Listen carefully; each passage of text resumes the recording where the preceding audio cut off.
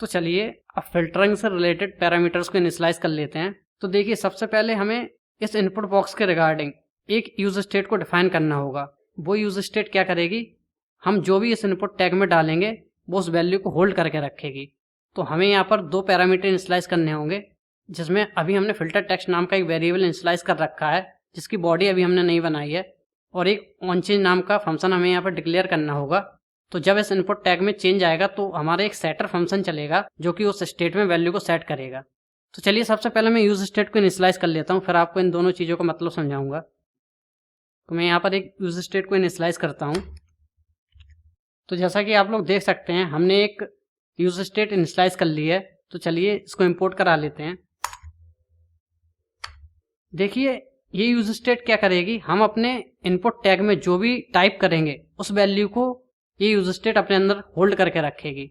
तो ये रहा उसका सेटर फंक्शन, इसके थ्रू हम वैल्यू सेट करेंगे, और ये रहा हमारा गेटर फंक्शन, इस वेरिएबल के थ्रू हम उस इनपुट टैग की वैल्यू को गेट करेंगे। और इनिशियली हमने यूज स्टेट की वैल्यू एम्प्टी स्ट्रिंग रखी है, बिकॉज जब इनिशियली हमारा कंपोनेंट माउंट होगा तो इसमें वैल्यू एक एम्प्टी स्ट्रिंग रहेगी। तो चलिए अब इसके सेटर फंक्शन को हम अपने इनपुट टैग के ऑन चेंज इवेंट पर इनिशियलाइज कर लेते हैं। देखिए हमने इनिशियलाइज तो पहले ही कर रखा है, तो चलिए अब उसकी वर्किंग को समझ लेते हैं कि वो कैसे वर्क करेगा। तो देखिए जब इस इनपुट टैग पर हम कोई भी चीज़ टाइप करेंगे तो हमारा ऑन चेंज इवेंट अकर होगा। तो जो भी वैल्यू हम टाइप करेंगे वो एज एन आर्ग्यूमेंट इस कॉलबैक फंक्शन में पास होगी, और फिर उसके बाद हम अपने यूज स्टेट का सेटर फंक्शन यूज कर रहे हैं और अपने इवेंट में से वैल्यू निकाल के उस सेटर फंक्शन में सेट कर रहे हैं, और जो भी वैल्यू फिल्टर टेक्स्ट में सेट होगी वो हम एज अ वैल्यू इस पैरामीटर में पास कर रहे हैं। मतलब कि इस इनपुट बॉक्स के वैल्यू वाले पैरामीटर में हम उसी वैल्यू को पास कर रहे हैं। तो ये है हमारा यूज स्टेट का सेटर फंक्शन जो कि वैल्यू सेट कर रहा है, और ये है हमारे यूज स्टेट का गेटर फंक्शन जिससे हम वैल्यू गेट करते हैं। तो चलिए अब इस बटन के लॉजिक को समझ लेते हैं। देखिए ये बटन क्या करेगा, सिंपली ये अपने ऑन क्लिक पर एक फंक्शन को एग्जीक्यूट करेगा, और वो फंक्शन क्या करेगा, हमारे यूज स्टेट का सेटर फंक्शन यूज करके उस वैल्यू को फिर से एम्प्टी स्ट्रिंग में कन्वर्ट कर देगा। तो मैं अभी इस लाइन को अनकमेंट करता हूँ। तो देखिए अब जब भी हम बटन पर क्लिक करेंगे तो उसके ऑन क्लिक इवेंट पर हमारे हैंडल क्लियर नाम का फंक्शन एग्जीक्यूट होगा। अभी हमने यहाँ पर इसका नाम इनिशियलाइज किया, इसकी बॉडी को डिफाइन नहीं किया है। तो चलिए इसकी बॉडी को डिफाइन कर लेते हैं। तो देखिए हमने अपने फंक्शन की बॉडी को डिफाइन कर लिया है।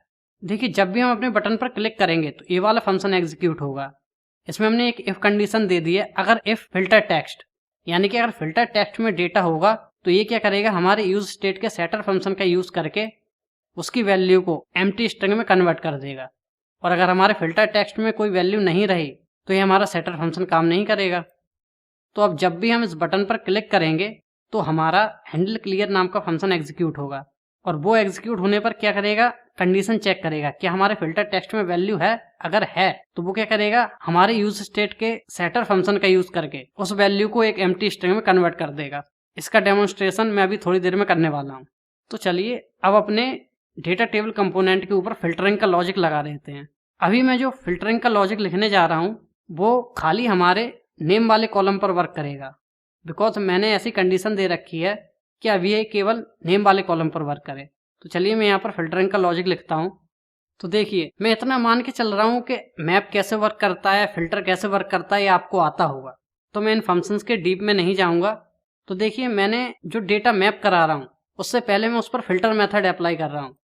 फिल्टर मेथड में मैं क्या कर रहा हूँ, डेटा के हर इंस्टांस को एज एन आर्ग्यूमेंट इस कॉलबैक में पास कर रहा हूँ। फिर मैंने लॉजिक लगाया है कि उस इंस्टांस में नेम नाम की प्रॉपर्टी है या नहीं।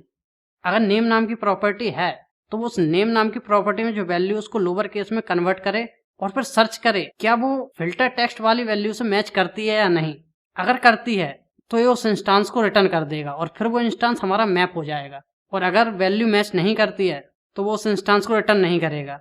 इससे क्या होगा, हम जो भी अपने इनपुट टैग में सर्च करेंगे उसके बेस पर हमारा डेटा फिल्टर आउट हो जाएगा, और केवल वही डेटा मैप होगा जो हमारे फिल्टर टेक्स्ट वाले डेटा से मैच कर रहा होगा।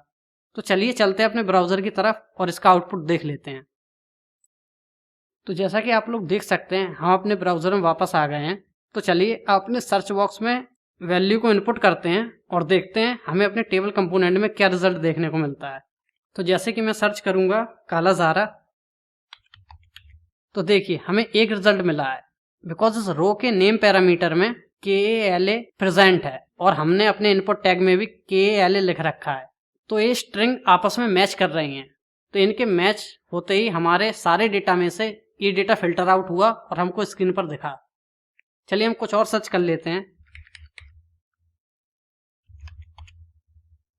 तो देखिए मैंने फिर से सर्च किया देव, तो देखिए अब उसने सारे डेटा के नेम पैरामीटर में इस स्ट्रिंग को सर्च किया तो उसे ये सारे रिजल्ट मिले हैं। इन सारे रिजल्ट के नेम पैरामीटर में देखिए कहीं ना कहीं आपको DEV जरूर देखने को मिलेगा, इसलिए उसने हमको ये सारे रिजल्ट रिटर्न किए हैं। तो देखिए अब जैसे ही हम इस बटन पर क्लिक करेंगे तो ये जो हमने इनपुट टैग के अंदर टेक्स्ट डाला है ये क्लियर हो जाएगा और हमारी टेबल फिर से एज इट इज पहले की तरह हो जाएगी। तो मैं इस पर क्लिक करता हूँ, तो देखिए अब हमारी टेबल फिर से पहले के जैसे ही हो गई है और जो हमने इनपुट टैग में टेक्स्ट डाला था वो सारा क्लियर हो गया है।